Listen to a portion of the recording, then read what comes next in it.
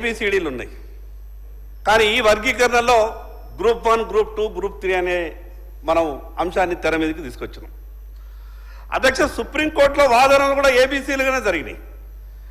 ఏబీసీలుగానే వాదనలు జరిగినాయి కాబట్టి ఆయా వర్గాలకు సంబంధించినటువంటి నాయకులు వాళ్ళు వినతి పత్రాలు ఏమని ఇచ్చినారంటే, మాకు ఈ గ్రూప్ 1, 2, 3 అని కాకుండా ఏబీసీలుగా ఉంటేనే బాగుంటుంది. రేపు సెలక్షన్లో రోస్టర్ పాయింట్లలో ఏబీసీ బదులు గ్రూప్ 1, 2, 3 అని పెడితే అధికారులు కొంత తప్పు చేసేటటువంటి అవకాశం ఉంటుంది. కాబట్టి దాన్ని గ్రూప్ 1, 2, 3లు కాకుండా సుప్రీంకోర్టు తీర్పుకు అనుగుణంగా ఏబీసీలుగానే సవరించాలని ఆ ఉద్యమానికి నాయకత్వం వహించినటువంటి చాలామంది వాళ్ళు వినతి పత్రాలు ఇచ్చిండ్రు. ఆ విషయాన్ని వాళ్ళ ఆలోచన విధానాన్ని మాత్రమే నేను ప్రభుత్వానికి తెలియజేసే ప్రయత్నం చేస్తున్నా. అధ్యక్ష, ఒక్క విషయం గమనించాలి. సహజంగా ఏదైనా పని చేసేటప్పుడు కొంత అటు ఇటు ఉంటుంది. 100% అందరినీ సంతృప్తి పరచలేవు. అది ఎవరైనా కావచ్చు. కానీ వర్గీకరణ జరిగినటువంటి ఈ 3 గ్రూపులలో ఉన్న వాళ్ళు కూడా దాదాపు ఒక 100 విజ్ఞాపన పత్రాలు ఇచ్చారు, రిప్రజెంటేషన్స్ ఇచ్చారు. ఈ 3 గ్రూప్ 1లో ఉన్నోళ్ళు, గ్రూప్ 2లో ఉన్న వాళ్ళు, గ్రూప్ 3లో ఉన్న వాళ్ళు కూడా కొంత అసంతృప్తిని వ్యక్తం చేస్తున్నారు. మరి అసంతృప్తిని వ్యక్తం చేస్తున్నప్పుడు ఆయా వర్గాలను పిలిచి ఒకసారి దీనికన్నా ముందే ప్రభుత్వం పిలిచి వాళ్ళకు ఉన్నటువంటి కొన్ని విషయాల మీద కూడా చర్చిస్తే బాగుంటుండే. అధ్యక్ష, ఈ వర్గీకరణ అందరికీ న్యాయం జరగాలన్న ఆలోచనతోనే ముందుకు సాగింది. మరి అటువంటి సమయంలో ఇది నా వ్యక్తిగతంగా నేను చెప్తున్నటువంటి విషయం కాదు. గ్రూప్ 1లో ఉన్నటువంటి అత్యంత వెనుకబడ్డ వాళ్ళు అని గ్రూప్ 1లో ఉన్న వాళ్ళని దాంట్లో మెన్షన్ చేసినాం. వాళ్ళు ఏమంటున్నారంటే, అంతకుముందు మెరుగైన ఫలితాలు పొందిన వాళ్ళని అత్యంత వెనుకబడిన వాళ్ళతో కలపడం వల్ల గ్రూప్ 1లో ఉన్న వాళ్ళు మళ్ళీ మాకు అన్యాయం జరుగుతుందేమోనని ఆందోళన వ్యక్తం చేస్తున్నారు. అధ్యక్ష, అదేవిధంగా 2వ గ్రూప్ మధ్యస్థంగా లబ్ధి పొందినటువంటి షెడ్యూల్ కులాలు 18. వీళ్ళ వాదన అధ్యక్ష, మా వెనుకబాటుతనం చూడలేదు, మా జనాభా చూడలేదు, ఆ విషయం మీద దృష్టి పెడితే దీంట్లో జరిగింది ఏంది, అత్యంత వెనుకబడ్డ వాళ్లకు 171,625 జనాభా ఉంటే 1% ఇచ్చిండ్రు. మరి అదేవిధంగా మెరుగైన ప్రయోజనం పొందిన వాళ్లకు 3,54,000 ఉంటే వాళ్లకు 1% ఇచ్చిండ్రు. మధ్యస్థంగా వెనుకబడ్డ వాళ్లకు 3 గ్రూపులుగా విభజించి వాళ్ళని సరాసరి యావరేజ్గా చేస్తే 3 లక్షలకు 260 లక్షలు లెక్క వస్తున్నది. కానీ 3 లక్షలు అనుకున్నా కూడా మాకు దాదాపు 12% వస్తుండే. ఈ విషయం మీద ప్రభుత్వం మాతోని చర్చ చేస్తే బాగుంటుండే అనేది వాళ్ళ వాదన. కానీ మనం ఇస్తున్నది ఈరోజు 9% కాబట్టి మాకు సంతృప్తిగా లేదనే విధంగా గ్రూప్ 1లో ఎంఆర్పిఎస్ సంబంధించినటువంటి వాళ్ళు కావచ్చు, మిగతా వాళ్ళు కావచ్చు, ప్రభుత్వం దృష్టికి తీసుకొచ్చేటటువంటి ప్రయత్నం చేసిండ్రు. వాళ్ళతోని కొంత చర్చిస్తే బాగుంటుండని నా ఆలోచన. అధ్యక్ష, అదేవిధంగా వర్గీకరణ అయిపోతే అంతా జరిగిపోలే అధ్యక్ష. ఆర్థికంగా వాళ్ళంతా కూడా బలపడాలి. కేవలం కాగితాలు వాళ్ళ చేతులు పెడితే వాళ్ళ జీవితాలలో మార్పులు రావు అధ్యక్ష. ఈ సమాజంలో ఇప్పుడు ఏం చెయ్యాలన్నా కూడా ప్రతి విషయం ఆర్థికంతో ముడిపడి ఉన్నది. చర్చ వర్గీకరణ అయినప్పటికీ రిలేటెడ్ సబ్జెక్ట్ కాబట్టి నేను చెప్పే ప్రయత్నం చేస్తున్నా అధ్యక్ష. ఎస్సీ సప్లాన్ నిధులు ప్రభుత్వాలు ఏవైనా కావచ్చు, ముఖ్యమంత్రులు ఎవరైనా ఉండొచ్చు, అది ఉమ్మడి ఆంధ్రప్రదేశ్ రాష్ట్రంలో ఉన్నప్పుడు కావచ్చు, తెలంగాణ రాష్ట్రం ఏర్పడ్డ తర్వాత కూడా కావచ్చు, చట్టాలు తయారు చేసిన తర్వాత ఆ చట్టంలో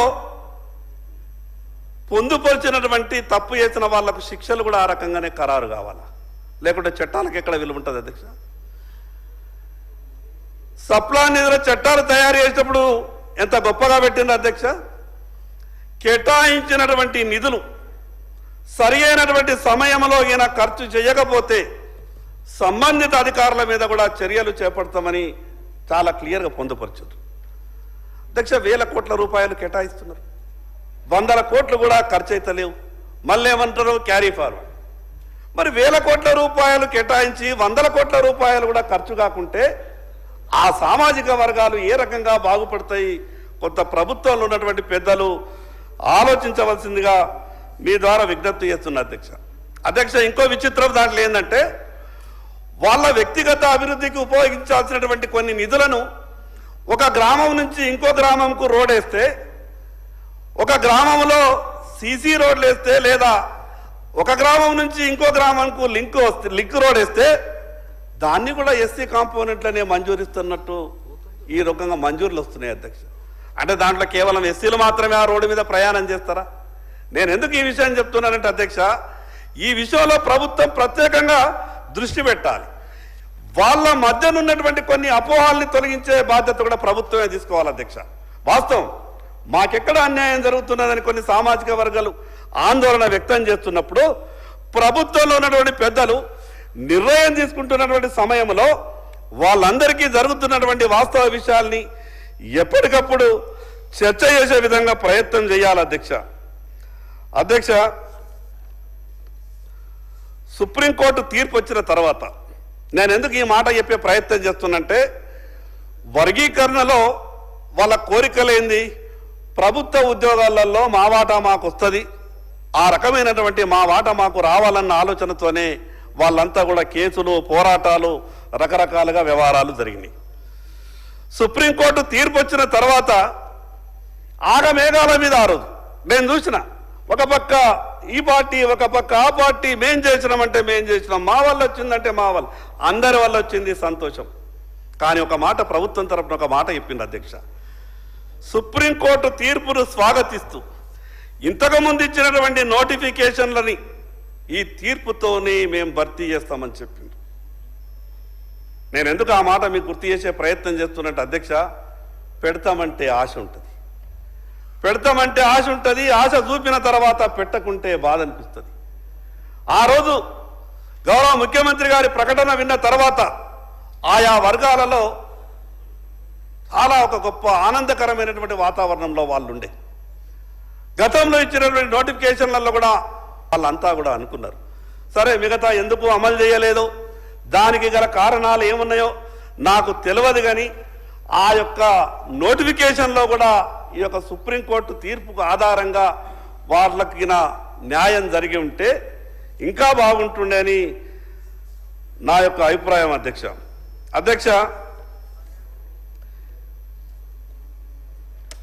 ఈ యొక్క సుప్రీంకోర్టు తీర్పుకు అనుకూలంగా అన్ని కార్యక్రమాలు పూర్తి చేసి ముందుకు పోతున్నటువంటి తరుణంలో భారతీయ జనతా పార్టీ పాత్ర ఇక్కడ ఉన్నటువంటి సభ్యులందరికీ తెలుసు. నేను అనుకున్నా, సహజంగా పదే పదే కాంగ్రెస్ పార్టీ నాయకుల పేర్లు ప్రస్తావించినప్పుడు తప్పులేదు. కాంగ్రెస్ పార్టీ నాయకులు వాళ్ళ ప్రభుత్వాలు చేస్తున్నప్పుడు మంచి గురించి మాట్లాడాలా, చెప్పుకోవాలి. అదే రకంగా ఈ బిల్లులో ఈ యొక్క గొప్ప కళ సాకారం కావడానికి కారణమైనటువంటి మిగతా వాళ్ళ గురించి కూడా కొంత చెప్తే బాగుంటుంది అధ్యక్ష. 2004 నుంచి 2014 వరకు ఈ రాష్ట్రంలో, దేశంలో కాంగ్రెస్ ప్రభుత్వమే ఉండే.